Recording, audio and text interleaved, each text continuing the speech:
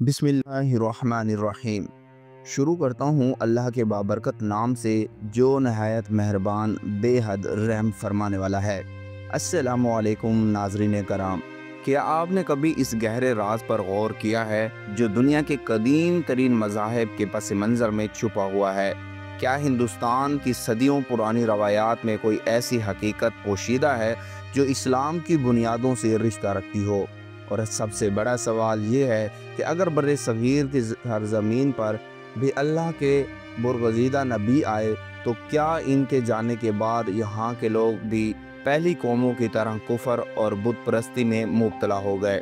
और ये जो हिंदू धर्म में बेशुमार भगवानों का जिक्र मिलता है जैसे राम, कृष्ण, महाकार और दीगर, क्या ये मुमकिन है ये अल्लाह के भेजे हुए पैगंबर हूँ? आइए इस पर इसरार और सोचने पर मजबूर कर देने वाले सफ़र में हमारे साथ चलिए, जहाँ हम तारीख़ और मज़ाहिब के औराक पलट कर हकीकत तलाश करने की कोशिश करेंगे।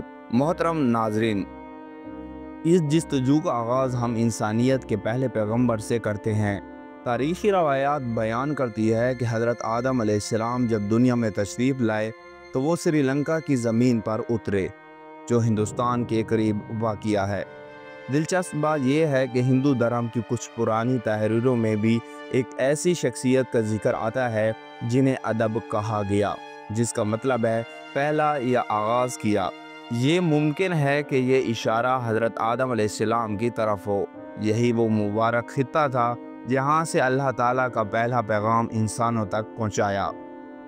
और जब पैगाम आया तो उसके बाद गुमराही कैसे फैली, ये जानना भी ज़रूरी है। मोहतरम नाजरीन, गुमराही की सबसे पहली झलक हज़रत आदम अलैहिस्सलाम के बेटों हाबील और काबील के अलमनाक किस्से में मिलती है। काबील का अपने भाई हाबील को कत्ल करना इंसान की तारीख़ का पहला बड़ा जुर्म था।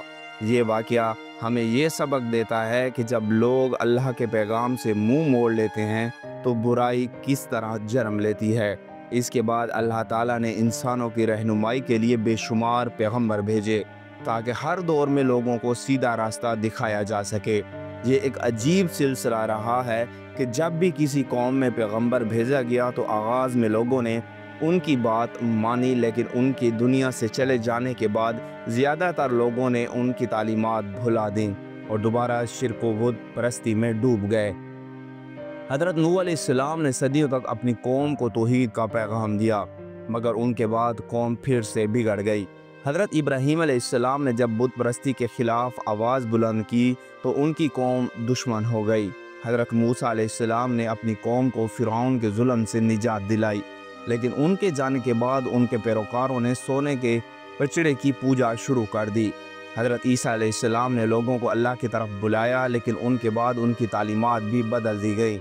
तो क्या यही कुछ हिंदुस्तान में भी हुआ होगा? मोहतरम नाजरीन, लोग बुत परस्ती की तरफ क्यों माइल होते हैं? इसकी कई वजूहात हो सकती हैं। इब्तदा में शायद लोगों ने अपने नेक बुजुर्गों या रहनुमाओं की याद में इनकी तस्वीरें या यादगारें बनाई हों, लेकिन वक्त गुजरने के साथ शैतान के बहकावे में आकर इन्हीं को पूजना शुरू कर दिया। कुछ ने कुदरत की निशानियों जैसे सूरज, चाँद और आग को अल्लाह की मखलूक समझने की बजाय खुद उनकी इबादत शुरू कर दी। हमारे प्यारे नबी करीम सल्लल्लाहु अलैहि वसल्लम ने फरमाया कि अल्लाह ने इस दुनिया में तकरीबन 1,24,000 नबी भेजे। ये तादाद ज़ाहिर करती है कि हर कौम में रहनुमाई का इंतज़ाम किया गया, लेकिन कुरान मजीद में सिर्फ 25 नबियों का जिक्र है, क्योंकि मकसद हिदायत और इबरत देना है, ना कि मुकम्मल तारीख़ बयान करना। अगर हर कौम में नबी आए तो हिंदुस्तान का क्या मामला है? हिंदू भाई कहते हैं कि इनका धर्म इस्लाम से कदीम है और इनकी मुक़द्दस किताबें वेद भगवान की तरफ से हैं, मगर इनमें किसी नबी का वाज़े ज़िक्र नहीं। लेकिन कुरान की सूरत अंबिया आयत नंबर 107 में अल्लाह ताला फरमाते हैं, हमने आपको तमाम जहानों के लिए रहमत बना कर भेजा। जब नबी करीम सल्लल्लाहु अलैहि वसल्लम तमाम जहानों के लिए रहमत हैं तो क्या हिंदुस्तान इस रहमत से खाली रह सकता है? ये हैरत अंगेज़ है कि हिंदू धर्म की बाज़ कदीम तहरीरों में नबी करीम सल्लल्लाहु अलैहि वसल्लम से मिलते जुलते इशारे मिलते हैं। इस तरह हज़रत नूह अलैहिस्सलाम की कश्ती और तूफ़ान का जिक्र भी इनकी कहानियों में आता है। ویدوں میں ایک بھگوان کی عبادت کا حکم بھی ملتا ہے جو توحید کی طرف اشارہ کرتا ہے۔ اسلام کا عقیدہ ہے کہ اللہ نے ہر قوم میں پیغمبر بھیجے، لہٰذا ممکن ہے کہ رام، کرشن، مہاکار اور دیگر بزرگ ہستیاں اپنے وقت کے پیغمبر ہوں جنہوں نے توحید کا پیغام دیا ہو، مگر وقت گزرنے کے ساتھ ان کی اصل تعلیمات بدل دی گئیں اور انہیں خود خدا یا خدا کا روپ مان لیا گیا۔ لفظ ہندو بھی دراصل کوئی قدیم مذہبی نام نہیں، بلکہ تاریخ کے مطابق جو لوگ دریا سندھ کے قریب رہتے تھے انہیں جغرافیائی حوالے سے ہندو کہا گیا۔ ان کا اصل دین سناتن دھرم کہلایا جاتا ہے، جس کا مطلب ہے ہمیشہ قائم رہنے والا۔ دین و قرآن میں بھی اسلام کو دین قائم کہا گیا ہے، جو معنی میں قریب ہے۔ کیا یہ محض اتفاق ہے یا اس میں کوئی گہری حکمت ہے؟ کچھ محققین کا ماننا ہے کہ ویدوں کی بنیادی تعلیمات حضرت آدم علیہ السلام اور حضرت نوح علیہ السلام کی لائی ہوئی ہدایت سے ملتی ہے۔ ویدوں میں مانو کا ذکر ہے جنہیں بڑے طوفان سے بچانے والا کہا گیا، اور کشتی کی کہانی حضرت نوح علیہ السلام کی داستان سے مشابہ ہے، مگر وقت کے ساتھ ساتھ لوگوں نے اللہ کی بجائے مختلف دیوی دیوتاؤں کو پوجنا شروع کر دیا۔ قرآن میں حضرت نوح علیہ السلام کی قوم کو ستاروں اور دوسری چیزوں کے پجاری کے طور پر ذکر کیا گیا۔ آج بھی ہندو دھرم میں سورج اور آنکھ کی پوجا کا رواج ہے۔ کیا یہ اس گمراہی کی علامت نہیں جو پہلی قوموں میں آئی تھی؟ ایک حدیث میں آتا ہے کہ قیامت کے دن حضرت نوح علیہ السلام اور ان کی قوم کے بارے میں گواہی دی جائے گی۔ کیا یہ اس بات کی طرف اشارہ ہے کہ ہندوستان کے لوگ بھی کبھی انہی پیغمبروں کے پیروکار تھے؟